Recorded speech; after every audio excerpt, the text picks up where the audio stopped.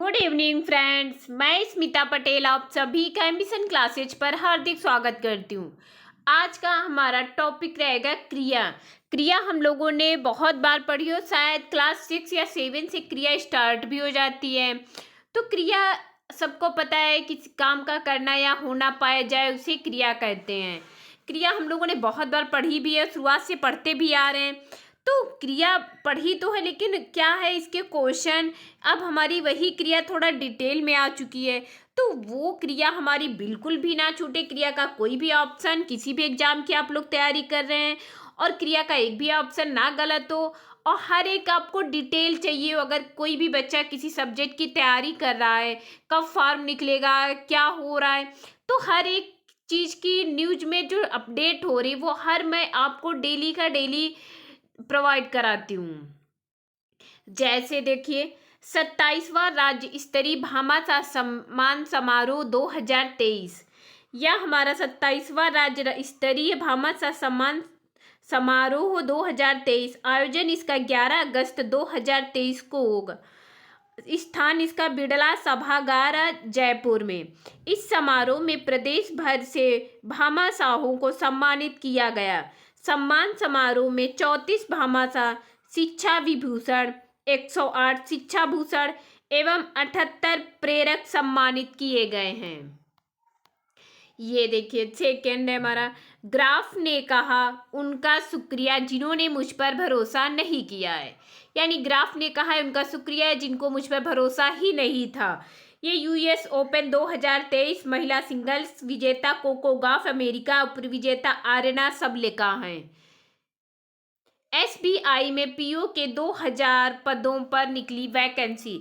ये देखिए, जिसको एसबीआई में पीओ के 2000 पदों पर वैकेंसी निकली हुई है, कुल पद हमारे 2000 हैं। पद का नाम, पूरी की पूरी डिटेल यहाँ पर दी हुई है, अगर किसी को फॉर्म भरना है वो लोग भर सकते हैं। दिल्ली पुलिस में कांस्टेबल के 7547 पदों पर निकली वैकेंसी।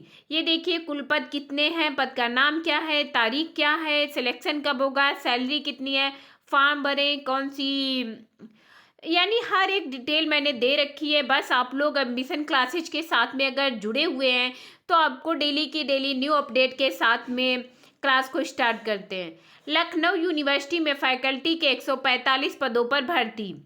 ये देखिए, कुल पद का नाम, फॉर्म भरे, जरूरी तारीख, क्वालिफिकेशन क्या होनी चाहिए, उम्र कितनी होनी चाहिए, सैलरी कितनी प्रोवाइड की जाएगी। पटना हाईकोर्ट में पर्सनल असिस्टेंट के पदों पर निकली वैकेंसी।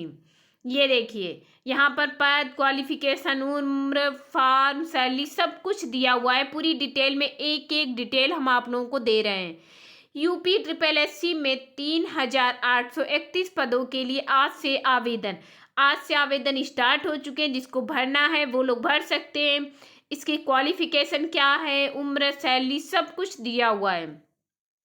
उत्तराखंड लोक सेवा आयोग में 85 पदों पर निकली वैकेंसी। ये देखिए, इसमें भी हमने पद, तारीख, सिलेक्शन प्रोसेस, उम्र, सैलरी, फॉर्म भरे, कौन सी उसकी वेबसाइट है, सब कुछ पूरा डिटेल में दिया हुआ है। बस अगर किसी को फॉर्म भरना है तो वो सभी लोग फॉर्म भर सकते हैं। जीआईसी के 968 टीचर्स को अपॉइंटमेंट लेटर का इंतजार, शिक्षक का घर चोरों से ने खंगाल डाला। अगले साल 55.03 लाख देंगे यूपी बोर्ड परीक्षा। शिक्षकों ने 30 तक परस्पर तबादला प्रक्रिया पूरी करने की मांग की है।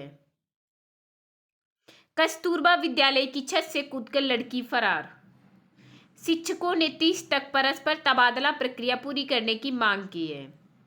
योग संघ प्राथमिक चिकित्सा के बारे में भी जानेंगे विद्यार्थी।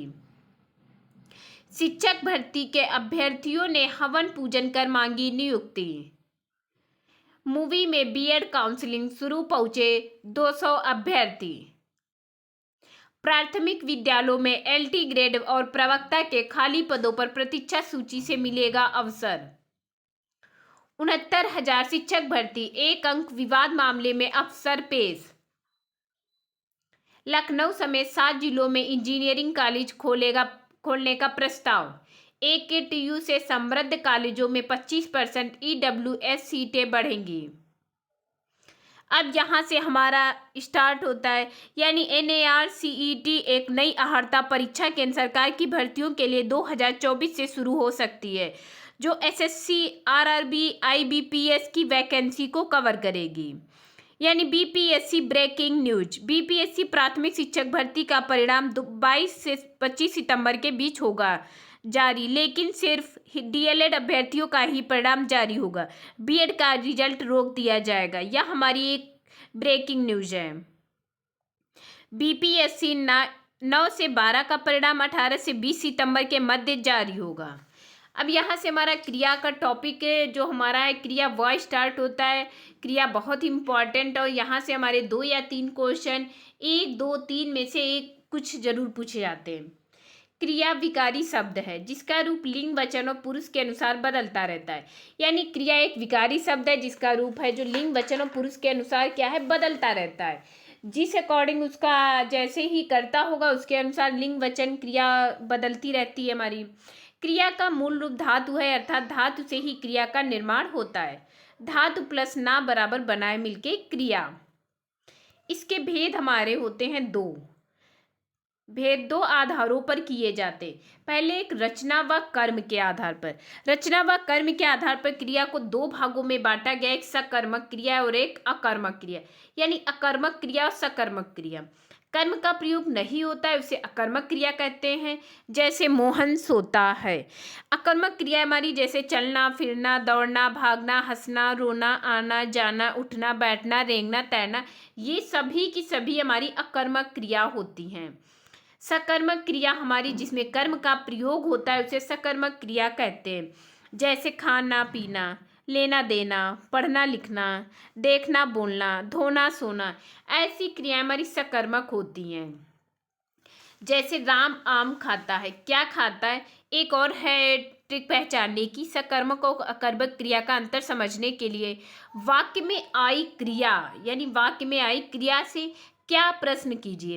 यदि क्या प्रश्न करने पर उत्तर में कोई निर्जीव वस्तु आती है, क्या आती है, निर्जीव वस्तु या पदार्थ प्राप्त होता है, तो वह क्रिया सकर्मक क्रिया कहलाती है, अन्यथा अकर्मक क्रिया कहलाती है।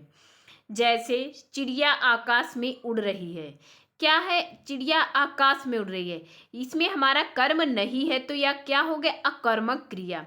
राम आम खाता है, क्या खाता है, आम खाता है, तो यह कौन सी क्रिया हो गई, यह हमारी हुई सकर्मक क्रिया। अब जैसे हम लिखे रमेश खाना खाता है,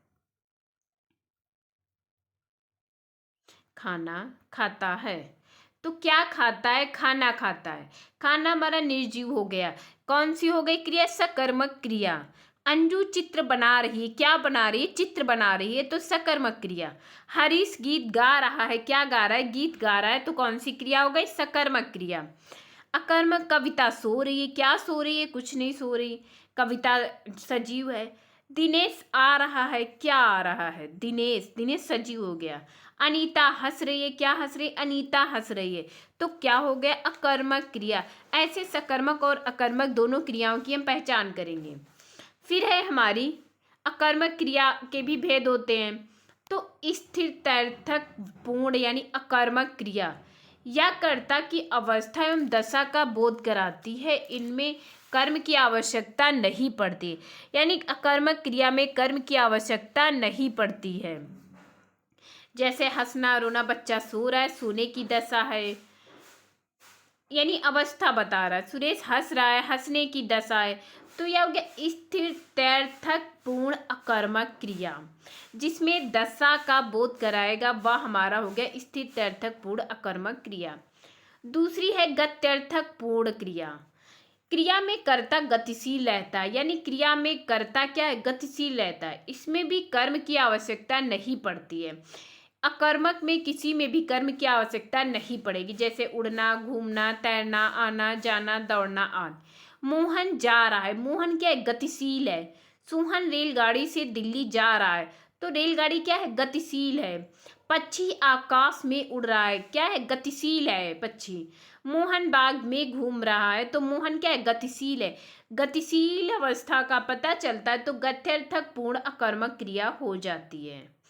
फिर है हमारी अपूर्ण अकर्मक क्रिया। अपूर्ण यानी जो पूरी ना हो, जिन क्रियाओं के प्रयोग के समय अर्थ की पूर्णता के लिए कर्ता से संबंध रखने वाले किसी शब्द या विशेषण की आवश्यकता पड़ती है होना सबसे प्रमुख क्रिया, जैसे बनना, निकलना। मैं अध्यापक हूँ। गांधी राष्ट्रपिता थे। मैं डॉक्टर बनूंगा। ये क्या है? सभी के सभी अपूर्ण हैं, तो इनमें किसी में कर्म नहीं है, तो कौन सी क्रिया हो गई? अकर्मक क्रिया। फिर है सकर्मक क्रिया के भेद। पहला है हमारा पूर्ण एक कर्मक क्रिया। पूर्ण एक कर्मक क्रिया यानी एक कर्म होगा। क्या होगा? एक ही कर्म होगा। जैसे दर्जी कपड़ा सिल रहा है। क्या सिल रहा है? दर्जी कपड़ा सिल रहा है। तो इसमें क्या है? एक ही कर्म है। पिताजी अखबार पढ़ रहे हैं, तो अखबार यानी एक ही कर्म है, तो एक कर्मक क्रिया हो गई। मम्मी खाना पका रही हैं, तो मम्मी खाना पका रही, खाना क्या है? एक ही कर्म है, तो एक कर्मक क्रिया हो गया। फिर है हमारा द्विकर्मक, यानी जिसमें दो कर्म होते हैं उसे द्विकर्मक क्रिया कहते हैं। माँ ने बेटे को दूध पिलाया, तो इसमें बेटा और दूध क्या है? दो कर्म है। मोहन ने अपने मित्र को खिलौना दिया, तो मित्र और खिलौना दो कर्म हो गए। दादाजी ने तुम्हें चॉकलेट दी, तो इसमें भी दो कर्म हो गए। मालिक ने नौकर से कई सवाल पूछे, तो यहाँ पर भी दो कर्म हो गए। सीता ने अपनी सहेली को अपना पता बताया, तो इसमें भी दो कर्म, यानी जिसमें दो कर्म हो वो दो कर्मक क्रिया कहलाती है। जैसे राम ने गाय को घास खिलाई, तो गाय और घास क्या है? द्विकर्मक। माला माला ने पिताजी को पत्र भेजा, क्या है? दो कर्म है इसमें। फिर है अपूर्ण सकर्मक क्रिया। तीसरी है हमारी अपूर्ण सकर्मक क्रिया, यानी जिन क्रियाओं में कर्म रहते हुए भी अर्थ का पूरा बोध नहीं होता है। अपूर्ण यानी जो पूरा ना हो, उन्हें पूरा करने के लिए कर्म से संबंध रखने वाले अन्य शब्दों की आवश्यकता होती है। मीरा लता को समझाती है, तो इसमें क्या अपूर्ण है, अभी पूरा नहीं हुआ है। इसमें कर्म हो गया लता। श्याम तुम्हें अपना मानता है, तो क्या है? अपना कर्म है, अभी पूरा नहीं है ये। कुछ क्रियाएं अकर्मक व सकर्मक दोनों होती हैं। जैसे प्रसंग अथवा अर्थ के अनुसार इनके भेद का निर्णय किया जाता है। जैसे एक कर्मक और सकर्मक। वह लजा रही है, वह तुम्हें लजा रही है, यानी वह लजा रही, इसमें कर्म नहीं है तो अकर्मक हो गई। वह तुम्हें लजा रही, इसमें कर्म है तो सकर्मक हो गई। तुम्हारा जी ललचाता है, ये चीजें तुम्हारा जी ललचाती हैं, तो अकर्मक और सकर्मक आप लोग कैसे पहचान गए? ये आपको अभी बहुत अच्छे से समझाया गया है। प्रयोग के आधार पर क्रिया के भेद। अब हमारे प्रयोग के आधार पर हैं, तो पहली हमारी सहायक क्रिया। पहली हमारी सहायक क्रिया, इसमें क्या है? मुख्य क्रिया के साथ प्रयुक्त होना वाक्य को स्पष्ट एवं पूर्ण करने में सहायता करती। जैसे है, हूँ, है, था, थी, थे, ऐसे शब्द लगे होंगे तो वह हमारी सहायक क्रिया कहलाएगी। क्या कहलाएगी? सहायक क्रिया। है, हूँ, था, थी, थे, वो ये सभी के सभी हमारी सहायक क्रिया कहलाती हैं। वे हंस रहे थे, राम जाता है, कौन सी होगी? सहायक क्रिया। फिर है हमारी संयुक्त क्रिया, यानी जब कोई क्रिया दो या दो से अधिक धातुओं के मेल से बनती है उसे संयुक्त क्रिया कहते हैं। इसकी पहली क्रिया प्रधान होती है, दूसरी इसके अर्थ में विशेषता उत्पन्न करती है। यानी पहली क्रिया हमारी प्रधान होगी, दूसरी इसके अर्थ में विशेषता उत्पन्न करती है। मैं पढ़ सकता हूँ, पढ़ना, पढ़ सकता हूँ, पढ़ना हमारी क्रिया है, लेकिन इसमें वो इसकी पहली क्रिया प्रधान, दूसरी इसके अर्थ में विशेषता। पढ़ना सकना सहायक क्रिया हो गई, यानी पढ़ना क्या है? संयुक्त क्रिया, सकना है एक सहायक क्रिया, तो यह हमारी कौन सी होगी? संयुक्त क्रिया। वह कूद पड़ा, तो कूद हमारी हो गई एक प्रधान क्रिया और पड़ा क्या है? सहायक क्रिया।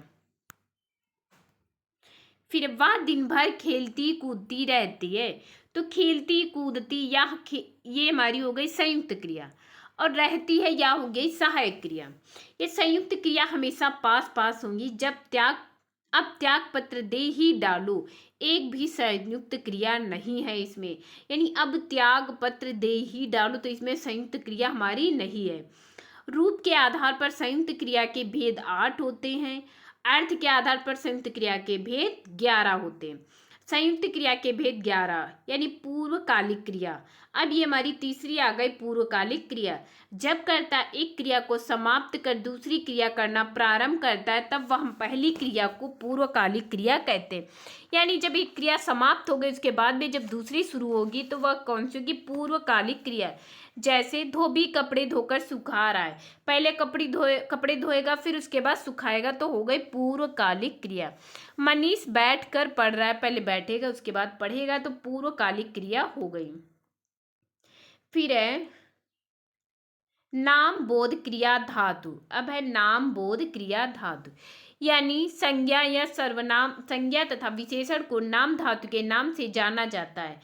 नाम धातु संज्ञा विशेषण, संज्ञा अथवा विशेषण के साथ जब क्रिया जुड़ती है तब वह नाम बोधक क्रिया कहलाती है। जैसे खून खौलना, अत्यधिक क्रोधित होना, यानी नाम धातु क्रिया कहला रही है, यानी संज्ञा के साथ में विशेषण का भी प्रयोग हो रहा है। बात आना यानी बतियाना, अपना आना क्या है? अपनाना, 60 प्लस आना, सठियाना, या हो गई नाम धातु क्रिया। नाम धातु जैसे संज्ञा शब्दों से हाथ से हथियाना, बात से बतियाना, शर्म से शर्माना, सर्वनाम से अपनाना, विशेषणों से भोगी से भोगना, दोहरा से दोहराना, 60 से सठियाना, ऐसी क्रियाएं हमारी नाम धातु क्रियाएं कहलाती हैं। फिर है प्रेरणार्थक क्रिया, यानी जिस रूप से यह पता चले कि कर्ता स्वयं कार्य न करके किसी दूसरे को कार्य करने के लिए प्रेरित करता है। लिखवाना, पढ़वाना, अकर्मक क्रियाएं प्रेरणार्थक होने पर सकर्मक हो जाती हैं। इस क्रिया को ही प्रेरणार्थक क्रिया कहते हैं। धोबी प्रेरणार्थक, यानी अध्यापक ने मनीष से पत्र लिखवाया, अपना काम ना करके स्वयं व दूसरों से करवा रहा है, तो प्रेरणार्थक क्रिया हो गई। हरि ने गोपाल से फोटो खिंचवाया, ये हो गई प्रेरणार्थक क्रियाएं। फिर है अनुकरणात्मक क्रिया, यानी किसी वास्तविक या कल्पित ध्वनि के अनुकरण से हम क्रियाएं बना लेते। जैसे खटखट से खटखटाना, भन भन से भन बनाना, थर थर से थर थराना, सनसन से सनसनाना, थप थप से थपथपाना, ये हमारी अनुकरणात्मक यानी अनुकरण करना। फिर एक क्रियार्थक संज्ञा, या हमारी लास्ट संज्ञा है। जब कोई क्रिया संज्ञा की भांति व्यवहार करते उसे क्रियार्थक संज्ञा कहते हैं। वह अच्छा लड़का है, तो यह क्या है? अच्छा हमारा यहाँ पर हो गया विशेषण। वह अच्छा लिखता है, यहाँ पर अच्छे का प्रयोग हमारा क्रिया विशेषण के लिए किया गया। वह अच्छों के साथ रहता है, यहाँ पर संज्ञा के साथ प्रयोग किया गया। अच्छा हम चलते हैं, तो यहाँ पर हमारा एक अव्यय है। एक ही अच्छा, उसका प्रयोग अलग अलग रूपों में किया गया है, तो अलग अलग हो गई, इसे कहते हैं क्रियार्थक क्रिया। मोहन टहलता है, यह हमारी टहलना क्या है? क्रिया। टहलना स्वास्थ्य के लिए लाभदायक है, क्रियार्थक संज्ञा। सीमा पर सैनिक मरते हैं, यह क्रिया हो गई। मरना देश के लिए कीर्तिदायक है, तो यह हमारी हो गई क्रियार्थक संज्ञा। वह रोज अभ्यास करता है, क्रियार्थक संज्ञा। अभ्यास करना मनुष्य को पूर्ण बनाता है, क्रियार्थक संज्ञा। अब आप लोगों को क्रियाएं बहुत अच्छे से क्लियर हुई होंगी। अगर एक बार नहीं समझ में आती है, आप लोग दोबारा इस वीडियो को देखिएगा और ज़्यादा से ज़्यादा शेयर कीजिएगा, क्योंकि जो भी बच्चा हमारा एग्ज़ाम की प्रिपरेशन कर रहा है तो वो फॉर्म भर सकता है। जितनी भी वैकेंसी आई है मैंने सब बता दिया आप लोगों को, इसीलिए ज़्यादा से ज़्यादा इस वीडियो को शेयर कीजिए, लाइक कीजिए और सब्सक्राइब कर दीजिएगा। Thank you class.